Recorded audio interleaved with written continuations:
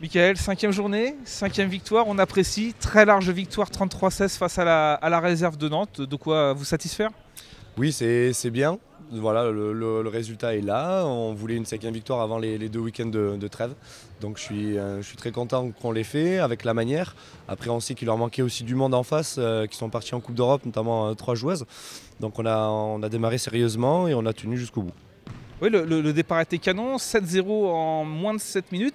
C'était le but, c'était tout de suite de leur mettre la tête sous l'eau. C'était une des options pour gagner ce match. Oui, c'était la consigne donnée aux filles. C'est des jeunes qui sont en centre de formation, qui ont moins de 22 ans. Elles ont beaucoup de talent, mais c'est vrai qu'après, nous, on a de l'expérience. Certaines filles ont bien prouvé quand même qu'elles avaient le niveau face aux jeunes. Donc c'était le but du jeu, c'était leur mettre la tête un petit peu sous l'eau rapidement pour prendre les commandes du match et pas les lâcher. Voilà. Le large avantage qu'a eu votre équipe pendant tout le match vous a permis aussi de faire tourner, donner un peu de temps de jeu à des joueuses qu'on voyait un petit peu moins. On pense notamment à Maëlys Mulot, à Leslie Da Silva. Oui, c'était le but du jeu sur les matchs comme ça, autant donner du temps de jeu notamment à ces jeunes-là.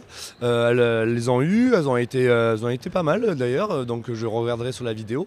Mais le but du jeu, voilà, sur les moments où on peut se le permettre, leur donner du temps de jeu, parce que le but du jeu, c'est que d'ici un an ou deux, ça soit elles qui prennent la relève de nos anciennes.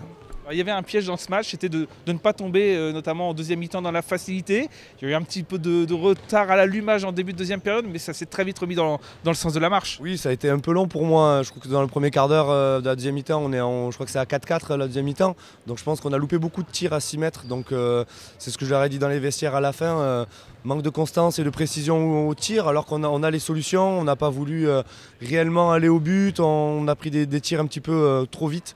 Donc ça fait partie de l'apprentissage. Mais c'est vrai que c'est compliqué aussi de garder un rythme efficace quand on mène de 15 buts tout au long du match. Là, il y a une grosse coupure qui s'annonce, pas de match avant 3 semaines. C'est une bonne manière de tenir, en tout cas pendant cette période sans match. Moralement, ça va être facile, j'imagine, de s'entraîner dans ces conditions. Oui, c'est toujours plus simple de s'entraîner dans les conditions quand on gagne de 5 buts, enfin de 5 victoires et aussi largement. Mais voilà, il y a encore du travail. Ces 2 semaines vont nous permettre de nous ressourcer un petit peu. On va faire des bilans avec les kinés aussi au niveau du staff médical pour que tout le monde puisse être là sur la dernière ligne droite du mois de novembre et du mois de décembre, qui va être importante. Voilà, on a 5 victoires, c'est très bien, mais je pense que tout le monde veut plus. Et ça va être un match important déjà dans 3 semaines contre Angoulême, qui a battu Landy Lampol, qu'on a battu le week-end dernier aussi. Donc ça va être un match plus âpre et il va falloir être capable d'avoir une constance qu'on a eue sur la première mi-temps. Est-ce que malgré vous, le HBO ne change pas de statut? On n'a pas envie de s'enflammer bien sûr, mais avec 5 victoires en 5 matchs, vous allez devenir l'équipe à abattre, tout le monde va vous craindre, tout le monde va vous surveiller. Oui, alors ça, que tout le monde veut nous battre, tout le monde va nous surveiller, ça me paraît légitime, comme toutes les équipes de la poule. Après, tout le monde va vouloir nous battre. Écoute, nous, je pense qu'il y a beaucoup de filles de défi dans le groupe, elles aiment ça. Après, non, je pense qu'on ne changera pas d'objectif avant la trêve, parce que tous les matchs vont être compliqués, il nous en reste encore 4. Une fois qu'on aura joué les 4, on verra bien si on peut changer d'objectif, avec des objectifs réalisables et pas voir la lune alors qu'on ne peut pas l'atteindre. Donc voilà, petit à petit, on va voir ce qui va se passer. Il faut qu'on ait aussi pas de blessés parce qu'on n'a pas un groupe suffisamment étoffé, on n'était que 11 ce soir aussi. Donc voilà, on verra petit à petit, match après match, si on peut changer d'objectif.